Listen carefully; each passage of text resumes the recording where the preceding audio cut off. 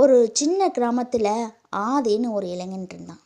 அவனுக்கு பெரிய கனவு இருந்தாலும் வாழ்க்கை அவனுக்கு எளிதாக இல்லை. ஒவ்வொரு நாளுமே வேலை கிடைக்கல, பணம் இல்லை. சுற்றி இருக்கிறவங்க உனக்கு என்ன சாதிக்க போகிறன்னு கேலி மட்டும் செய்வாங்க. ஒரு நாள் மனசு உடஞ்சி ஆதி மலை உச்சிக்கு போனேன். அங்கே ஒரு வயசான தாத்தா கல் உடைக்கிறத பார்த்துட்டு இருந்தான். அப்போ அவர்கிட்ட கேட்குறான், இந்த கல்லை எத்தனை நாளாக உடைக்கிறீங்க அப்படின்னு கேட்குறான். தாத்தா அதுக்கு சிரிச்சுட்டு சொல்கிறாரு, 25 வருஷமாக உடைக்கிறேன்ப்பா அப்படின்னு. ஆதி ரொம்பவுமே ஆச்சரியப்பட்டான். 25 வருஷமாக ஒரே கல்லா அப்படின்னு கேட்குறான்.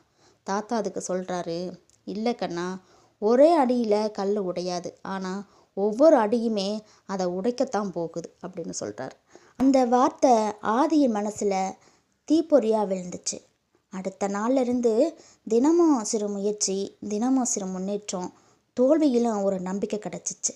மாதங்களும் ஆச்சு, ஆண்டுகளும் ஆச்சு. இன்னைக்கு ஆதி அதே கிராமத்தில் மற்ற இளைஞர்களுக்கு வேலை கொடுக்குற ஒரு மனுஷனாகவும் மாறினான். அவன் சொல்கிறது ஒரே ஒரு விஷயந்தான், வெற்றி ஒரு நாளில் வராது, ஆனால் விடாமல் முயற்சி செஞ்சவன் ஒரு நாளுமே தோல்வி அடைய மாட்டான் அப்படின்னு.